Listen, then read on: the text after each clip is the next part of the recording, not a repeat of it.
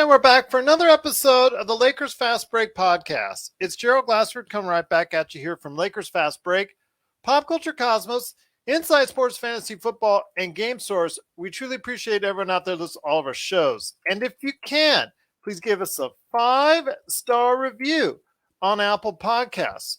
Plus, if you can like, share, subscribe, follow, or do anything that you can to support us right here at the Lakers Fast Break, popculturecosmos.com.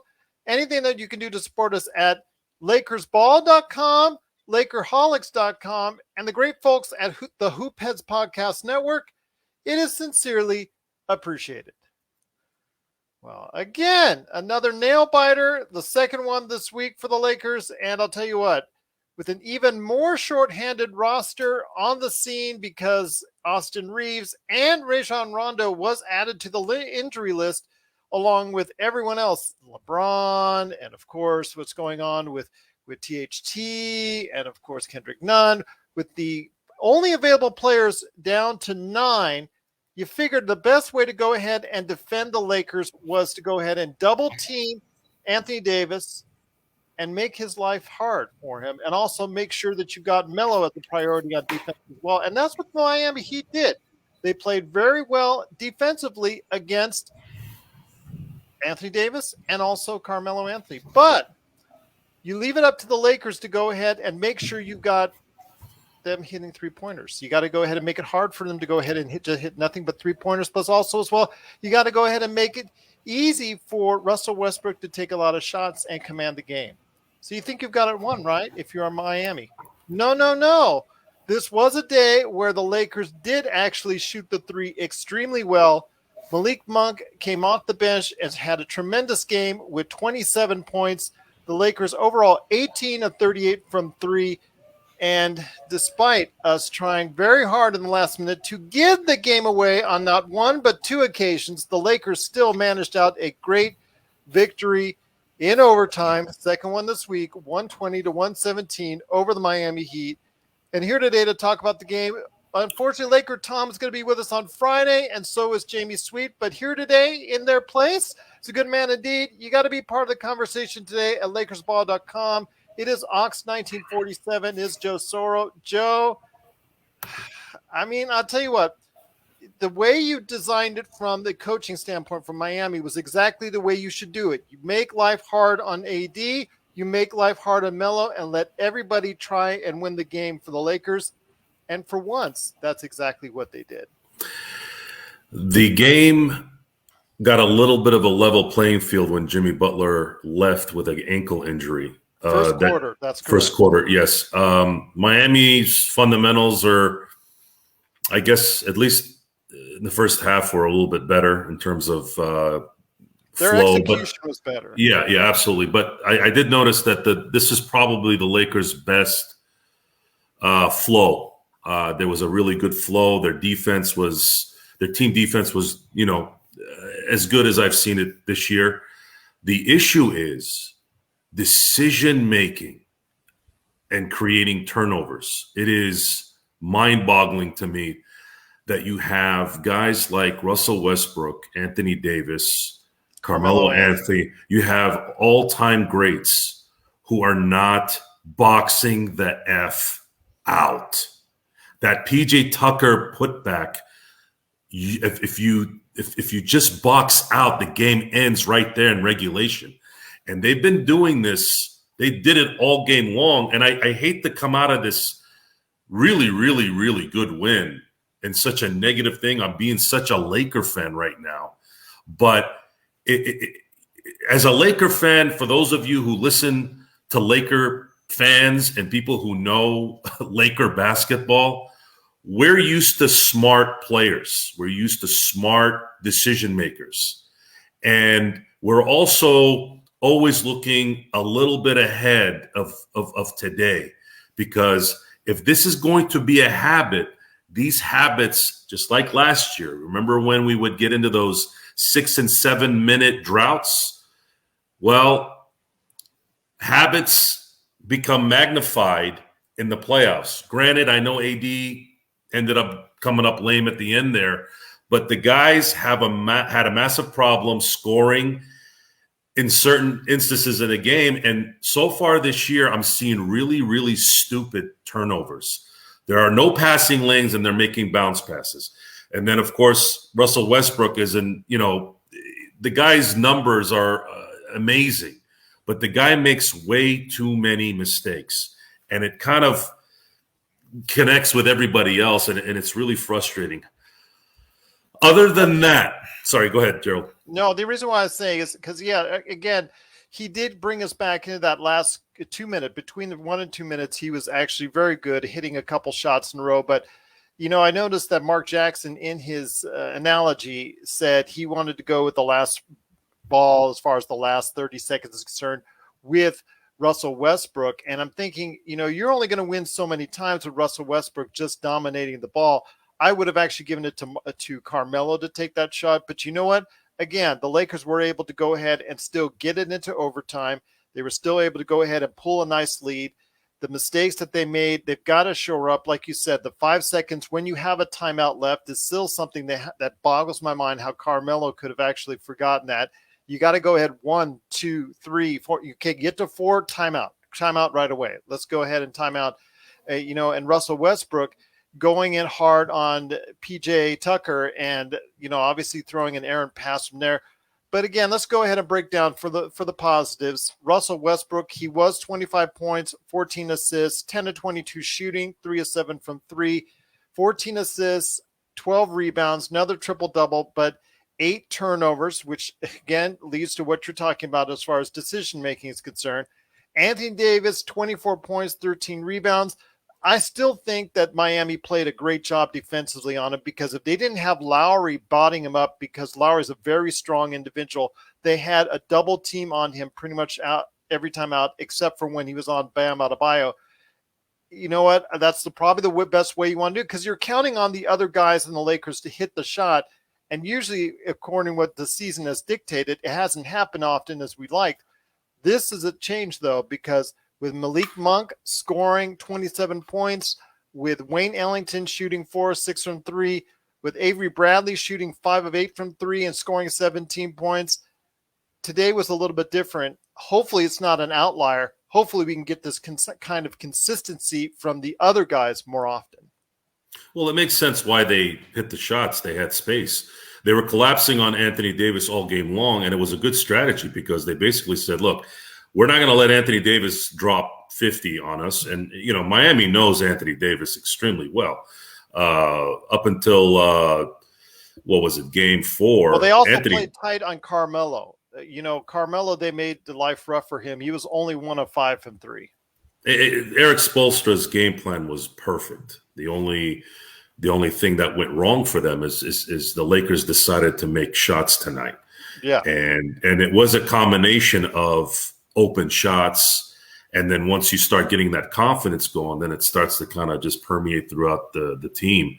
And it was, this is an ego-driven league. It's an ego-driven. Professional athletes are driven by ego and hey, chip on their shoulders. So I'm sure Frank Vogel was, I was watching the feed from Sportsnet, so I wasn't watching the feed from the national feed, ESPN. So, because I can't handle Mark Jackson and that crew. I like Mark Jackson. Don't get me wrong. I don't have a problem with his color, but it's everybody else that gets on my nerves. And I like Stu and Billy Mack. But anyways, so you have these guys basically probably being told, guys, they're collapsing on Carmelo. They're collapsing on AD. They think you're nothing. And, well, they made the shots tonight. And this is a shot-making league. This is not an accident, guys. The rules are set now, to make shots when you're open. And the guys did it. They played very good defense as a collective, better than I've seen them all year. And that's what happens after, 13 games with new players and half the team missing. So we got a good result from that. And AD going 24-13 with all that damage only shows you how amazing that guy is. And he was he was great in the paint other than boxing out. I'd say the whole team could have saved themselves a lot of headache if they had just done a few more fundamental things on the court, which is, again, not passing where there are no lanes, especially bounce passes or trying to get the ball over their defender. And then, of course, boxing out, letting PJ Tucker become, Moses Malone every other play. There is much room for improvement in a lot of areas, but again, best win of the year. They played the best I've seen them. And I do like, a lot of times it's better to be lucky than good. This is their third overtime game in 13 games. I don't really remember too many overtime. Is it 12 games? 7 and 5, 12. Oh, that's right. We started 6 and 5. I'm sorry, 12 games.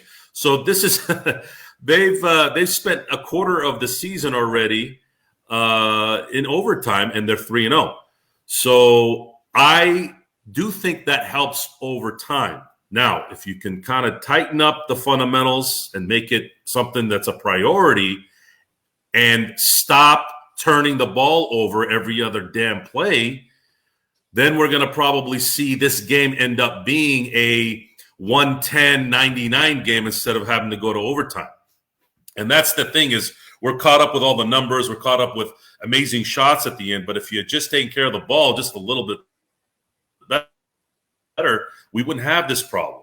But they did come back from 9 and 4th. Again, I'm going to go back and forth on the good and the bad because that's what people want to see. And, we want to entertain everybody here. So, and usually good and bad are good for radio. So, or I should say podcasts. So they were down 9, and that they showed a lot of fortitude there in coming back, because that was a loss the last few losses.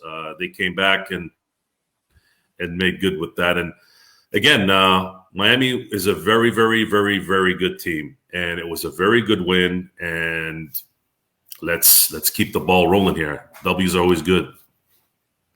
Once again, I'm on with Joe Soro from LakersBall.com. Be part of the conversation there with their great and awesome skill tree as far as the actual where you go for comments, for where you're going to go as far as the places to go, the groups, everything that happens and all the action that happens there.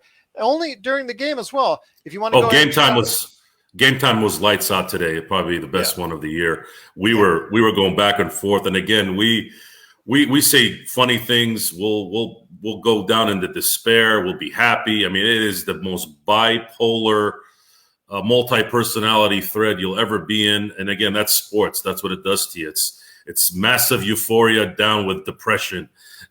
So, and then you got good people there who obviously understand most of the time understand their role there, and you don't want to get too carried away calling people, or at least calling the players.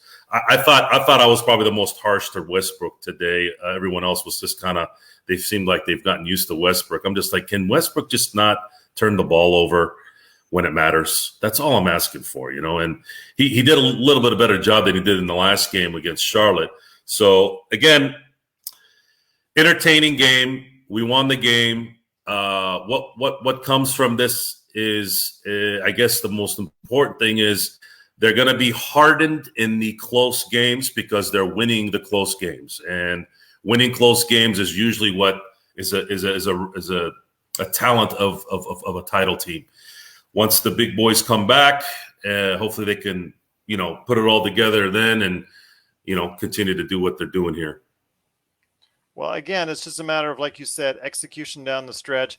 There was times where I was not really satisfied with the way they're playing defense against Tyler Hero, because Tyler Hero was very effective for the Heat. He's actually bounced back from a rough season last season, and he played very well today, scoring 27 points. Also, Bam Adebayo, once Jimmy Butler went out, took over the game. And this is something where, again, if he could play like this with Jimmy Butler on the court, they would really be unstoppable. But 28 points, 10 rebounds from him, just a really solid game from them. And then, again, they had a great game plan, the way to go ahead and defend Anthony Davis with either straight up on Bam Adebayo or doubling hard on him with a very strong Kyle Lowry. But you know what? Again, you're not going to go ahead and count on the Lakers to be so efficient. But that's why they went out and got all these three-point shot makers, is to go ahead and have days like these more often, something we haven't seen a whole lot of. Malik Monk has been playing well the past couple of games, and obviously this is hopefully a sign that he can consistently play that in the future. Your thoughts on Malik Monk? Again, 27 points coming off the bench today. It's a matter of defense. I mean, obviously his offensive skills are there. His defense has got to go ahead and be acceptable enough for him to stay on the floor.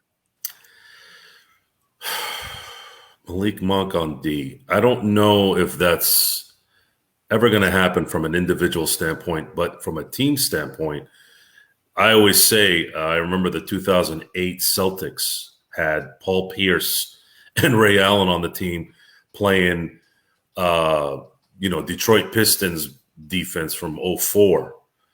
It's called team defense for a reason. If Malik can learn that concept, I think he'll be fine. And again, the Lakers made a little bit of a sacrifice, trading KCP, letting Alex Caruso go. Those two guys were extremely good at being disciplined and running through screens the correct way and knowing angles. Defense is effort. Okay, these guys are all phenomenal athletes. Maybe Carmelo Anthony might be long in the tooth.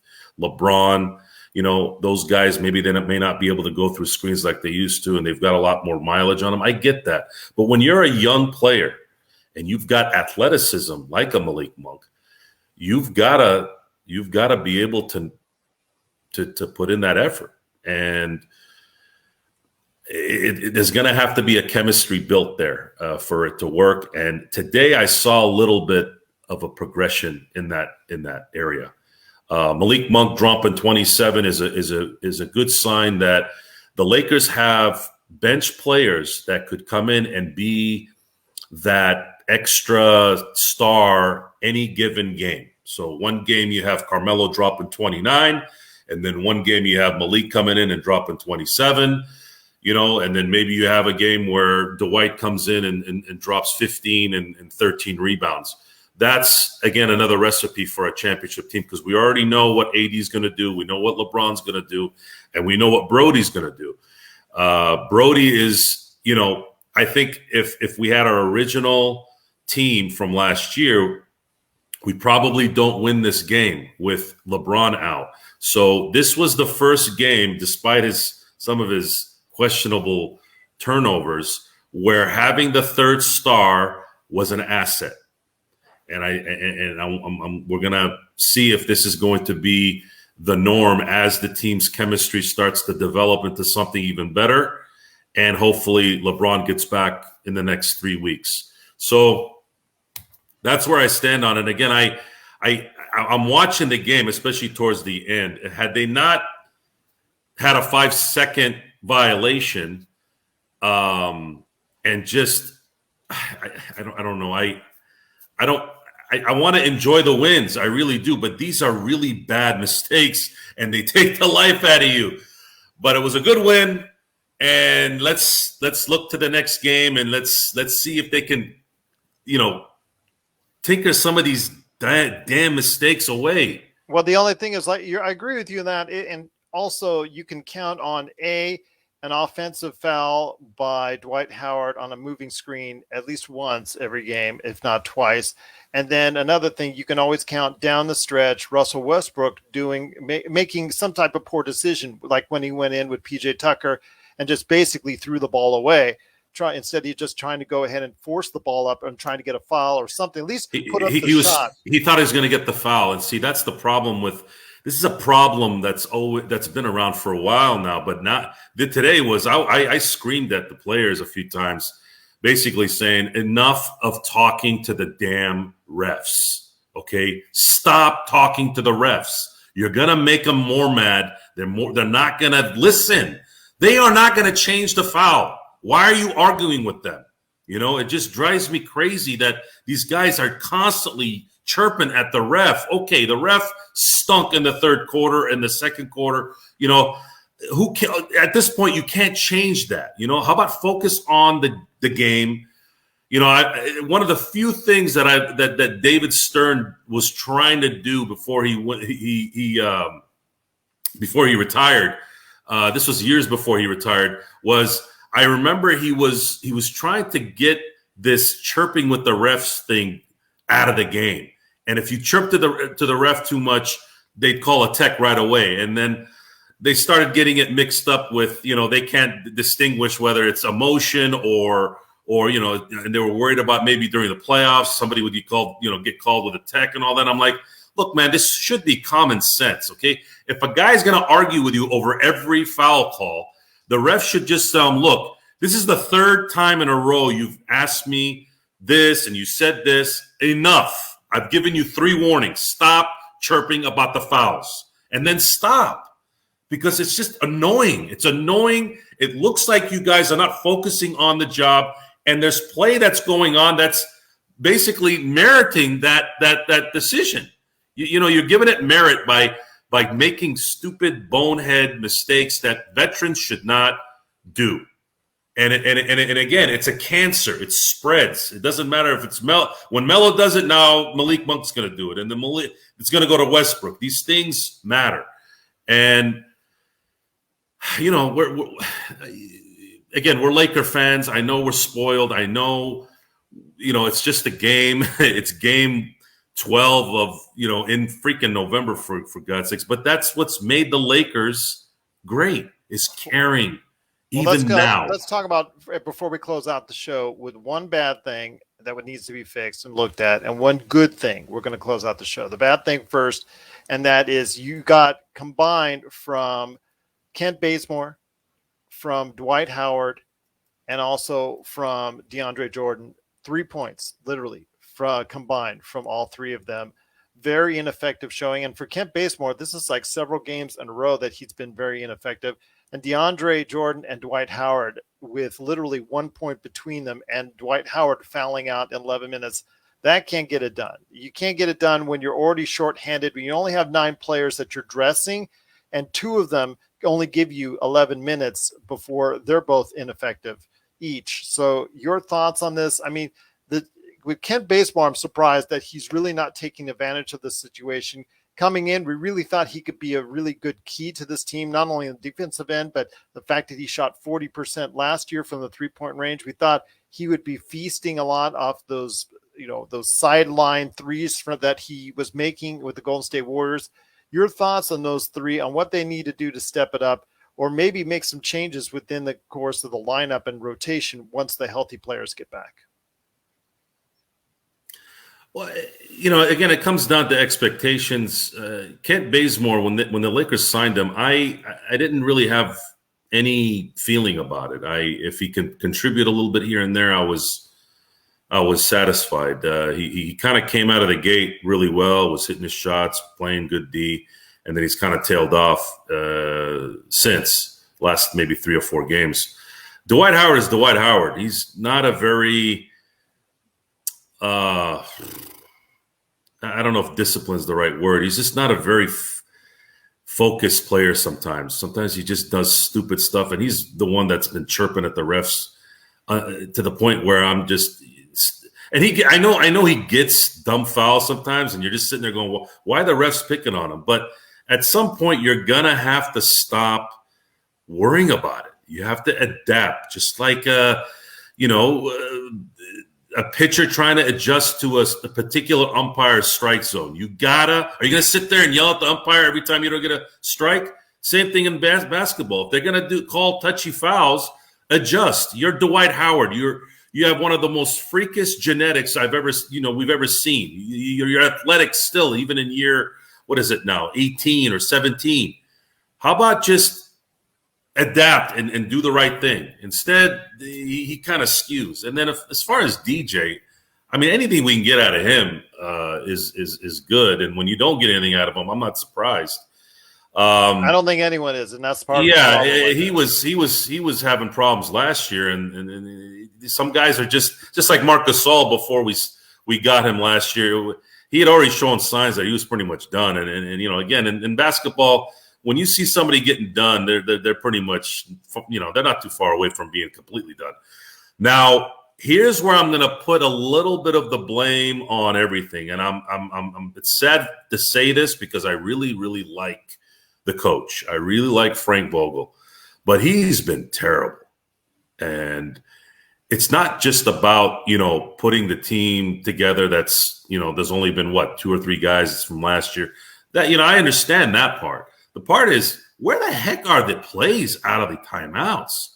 I mean, that last play, dribble, Westbrook, and then shoot from, the other side of town. I think it should have gone to Melo. And that's not the first time we've seen that. This is a constant habit. And how about controlling your players? These guys making these mistakes, call a timeout, go, what the hell are you guys doing? Well, what's going to happen? Had a timeout left. What's going to happen? We know what's going to happen. You got Frank Vogel as a company man, okay? I had a funny post on Lakers Ball one time where I said, they're talking about, assistant coaches this, assistant coaches that. Oh, Frank pumped up this assistant coach. Jason Kidd, he was, campaigning for Jason to get a head coaching job. I remember saying, if Richard Ramirez was an assistant coach with Frank Vogel, he would have said complimentary things for him. He's a company man. He's going to say the company line. And I think when you're that kind of coach, you're probably going to not tell a $44 million a year guy when you're making $5 million, hey, you need to stop doing that. I'm going to sit your butt down on the bench. You'll probably lose them because this is 2021, and guys like Russell Westbrook are like, who's this guy making $5 million? Who's Frank Vogel? So you're going through there. You're going back and forth with all that. So that aside, Frank's not. He hasn't really shown me that he can do some basic freaking plays when it matters. Where the hell are these things? Especially when you have somebody like a Westbrook. You have a LeBron who can handle the ball, pick and roll something, do something and have somebody get open. Like, we look like we're lost every time. If you have a good play and the guy misses the shot, fine. But we can't even get into a set. We can't even get into a normal set, a normal pick and roll, a normal swing the ball back this way, swing the ball back that way. I was seeing Miami do it all the way. And if Tyler Hero didn't go, limp in the last few minutes, they would have won that game. They missed point-blank shots, and they missed free throws. Duncan Robinson missed 2 out of 3 of those. That one was the one that killed me, was fouling at the three-point line. I mean, I was just like, at what point does the IQ play into this situation? Where does that?